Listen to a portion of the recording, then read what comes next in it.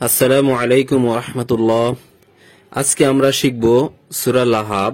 সূরা লাহাবের মধ্যে প্রত্যেকটা আয়াতের প্রত্যেকটা তাসবিদ আমরা সুন্দর করে শিখব। শুরু থেকে শেষ পর্যন্ত সকলে মনোযোগ সহকারে ভিডিওটি দেখবেন, তাহলে সূরা লাহাবের মধ্যে যে সকল তাসবিদ রয়েছে ছোট থেকে বড় সকল ধরনের তাসবিদ আমরা আজকে শিখতে পারবো। প্রিয় বন্ধুগণ, যারা আমার চ্যানেলের নতুন রয়েছেন তারা অবশ্যই আমার এই নুরানি কোরআন শিক্ষা সেন্টার চ্যানেলটি সাবস্ক্রাইব করে দিবেন এবং পাশে থাকা বেল আইকনটি বাজিয়ে দিবেন, যাতে করে আমার প্রত্যেকটা নতুন ভিডিও আপনার নিকট সবার আগে পৌঁছে যায়।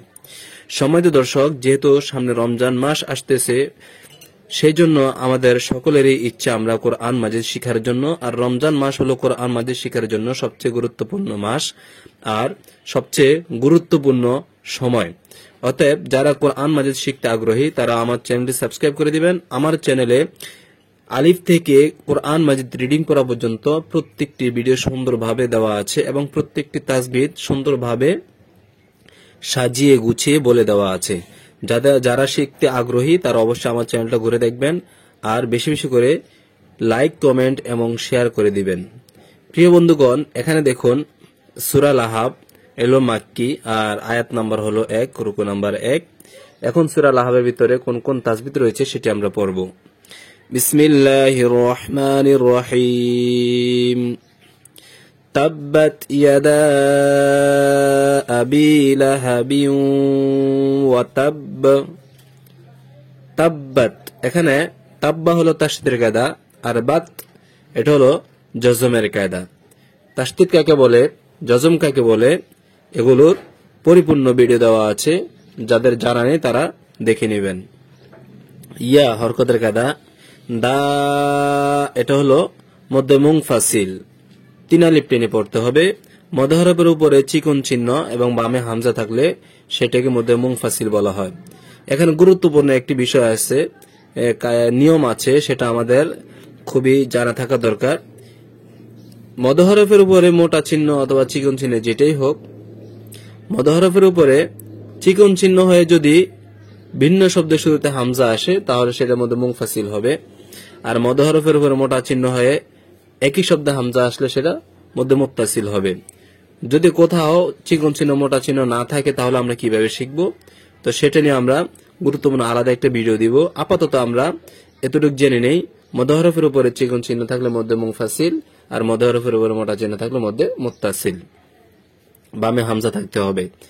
তারপরে এটা হচ্ছে মধ্যে মুনফাসিলের কায়দা। তারপরে হামজা জবর আ এটা হরকতের কায়দা। বা ইয়াজের বি এটা হলো মধ্যে তবাইর কায়দা, যার বামে জজমলা ইয়া আসছে। লাম জবরলা এটা হরকতের কায়দা। হা জবর হা হরকতের কায়দা। বাওয়া দুইজের বিউ এটা হচ্ছে ইদগমে বাগুন্না, তানবিনের পরে ইদগমে বাগুন হরফ ওয়াও আসছে। ইদগমে বাগুন হরফ ওয়াও আসছে, তানবিনের পরে ইদগমে বাগুন হরফ ওয়াও আসছে। আর ইদগমে বাগুন হরফ হলো 4টি, ইয়া মিম ওয়াও নুন। ইদগমে বাগুন্না কাকে বলা হয়? নুন সাকিন অথবা তানবিনের বামে যদি ইদগমে বাগুন্নার 4টি হরফের মধ্যে থেকে কোনো একটি হরফ আসে তাহলে সেটাকে গুণনা করে পড়তে হবে, গুণনার সঙ্গে মিলাইয়া পড়তে হবে, এটাকে ইদগমে বাগুন্না বলা হয়। এটা নিয়ে বিস্তারিত আলোচনা আলাদা ভিডিও আছে, সকলে দেখে নেবেন ইদগমে বাগুন্না কাকে বলে। তারপর দেখুন ওয়াতাব্বা, ওয়া হরকতের কায়দা, তাব্বা এটা তাসদীদের কায়দা। আর এখানে ওয়াকফ চিহ্ন আছে, ওয়াকফ করার সময় উচ্চারণটা কেমন হবে? উচ্চারণটা হবে ওয়াতাব। ওয়াতাব যেহেতু জবর, একটু জবর দিকে দাবিত থাকবে, আর জার থাকলে একটু জারের দিকে দাবিত থাকবে। তারপরে দেখুন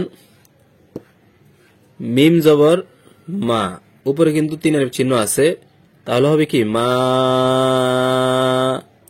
এটা হলো মধ্য মুনফাসিলের কায়দা। এখানে মধ্য মুনফাসিলের কায়দা গেছে, মধ্য হরফের উপরে মোটা চিহ্ন, বামে হামজা আসছে। আও না, আও এটা হলো জজমের কায়দা। না মধ্যে তবাইর কায়দা, খারা জবর খারাজের উল্টা পেশ হইলে 1 আলিফ টেনে পড়তে হয়, আর এটাকে মধ্যে তবাই বলা হয়। তারপরে আনহু, আনহু মালুহু, আন কিসের কায়দা? আন এটা হলো নুন সাকিনের ইজহার। আমরা সকলে জানি ইজহার হরফ 6টি, হামজা হা, আইন হা, গইন খ। এখানে হা আসছে, নুন সাকিন অথবা তানবিনের পরে যদি হা আসে, ইজহারের কোন একটি হরফ আসে, তখন সেটাকে গুণনা ছাড়া স্পষ্ট করে তাড়াতাড়ি পড়তে হয়। যেমন আন, হু হরকতের কায়দা, মা মধ্যে তবাইর কায়দা, লু হরকতের কায়দা, হাউলটা পেশ হু এটা মধ্যে তবাইর কায়দা। এটাকে অনেকে মধ্যসালা কাসিরা বলা হয়, বলে থাকে। এটার আরেকটি নাম হলো মধ্যসালা কাসিরা। ওয়া হরকতের কায়দা, মা মধ্য তবাই, তারপরে কা হরকতের কায়দা, সা হরকতের কায়দা, বা হরকতের কায়দা। ওয়ামা কাসাবা, এখানে যদি অক্ফ করি তখন বায়ের মধ্যে সাকিন হবে, ওয়ামা কাসাব হবে, কলকলা হবে। তারপরে সিন জবসা, এটা হরকতের কায়দা। ইয়াস, এটা হলো মধ্যে, ইয়াস এটা হলো জজমের কায়দা। লা, এটা মধ্য তবাইয়ের কায়দা। না, এটা মধ্য তবাইয়ের কায়দা। সায়াসলা না রং, এই যে রং, এটা হলো ইকফার কায়দা। কিভাবে হয়েছে আমরা সকলে জানি, ইকফার হরফ 15টি, যাদের মুখস্থ নেই মুখস্থ করে নেবেন।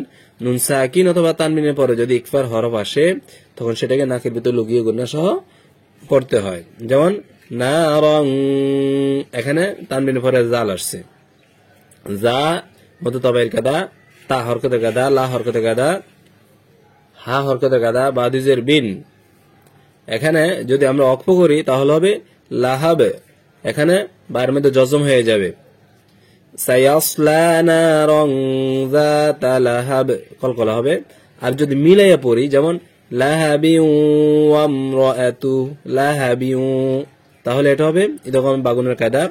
এখানে গেছে যেমন লাহাবিউ ওয়াতাব, এটাও এখানে ইদগামে বাগুনের কায়দা হবে। তানবির পরে ইদগামে বাগুন হরফ ওয়া আসছে। ওয়ামরাতু, ওয়াম মিম জবর ওয়াম, এটা হলো মিম সেন ইজহার।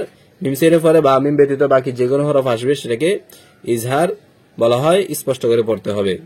র হরকতের কায়দা, আ হরকতের কায়দা, তু এটা হরকতের কায়দা। হাউলটা বেশ হু, এটা হচ্ছে মধ্য তাওয়াইয়ের কায়দা। এখানে যদি কেউ মিলাই পড়তে চায় মিলাই পড়তে পারবে, অক্ফ করলে করতে পারবে। যেমন ওয়ামরাতু, আবার ওয়ামরাতুহু হাম্মালাতাল হাতাব, ওইভাবে পড়তে পারবে। তারপরে হাম্মা, হাম এটা ওয়াজিব গুন্না, হরকতের বামে মিমের মধ্যে তাসদীদ আছে, এজন্য গুন্না করে পড়তে হবে, এটাকে ওয়াজিব গুন্না বলা হয়। মা মধ্য তবাই, লা হরকতের কায়দা, তাল জজমের কায়দা, হা হরকতের কায়দা, ত হরকতের কায়দা, বাজের বি এটা হরকতের কায়দা। যখন মিলায় পড়ো তখন এখানে কলকলা হবে, বাইরের মধ্যে সাকিন বা জজম হবে। হাতাব, হাম্মালাতাল হাতাব। তারপরে ফি জিদিহা হাবলুম মিন মাসাদ, ফি মধ্য তবাই, জি মধ্য তবাই, তারপরে দি হরকতের কায়দা, হা মধ্য তবাইয়ের কায়দা। হাবে কলকলা, হাবে কলকলা, কলকলা পাশে কফতা বা জিমদাল, এই পাঁচ হরফে জজম হলে কলকলা করে পড়তে হবে। এখানে বাইরের মধ্যে জজম হয়েছে, এই জন্য এখানে কলকলা করে পড়তে হবে। লুম, এটা হচ্ছে ইদগাম বাগুনের কায়দা। তানবিনের পরে ইদগাম বাগুন হরফ মিম আসছে, ইদগাম বাগুন হরফ 4টি, ইয়া মিম ওয়া নুন। তারপরে মিম মাসাদ, মিম কিসের কায়দা, এটাও ইদগামে বাগুনের কায়দা। নুন সাকিনের পরে ইদগামে বাগুন হরফ মিম আসছে, ইদগামে বাগুন হরফ কয়টি? 4টি, ইয়া মিম ওয়া নুন। তাহলে হাবেলুম মিম, এই লুম ইদগামে বাগুনের কায়দা, আবার মিম এটাও ইদগামে বাগুনের কায়দা। মাসাদিন, মাসাদিন, এখানে যদি অক্ফ করি তাহলে মাসাদ হবে, অক্ফ চিহ্ন, দালের মধ্যে কলকলা হবে, জজম হবে। তো প্রিয় বন্ধুগণ, এ হলো আমাদের সূরা লাহাবের শুরু থেকে শেষ পর্যন্ত প্রত্যেকটি আয়াতের তাজবিদ বলে দেওয়া হয়েছে।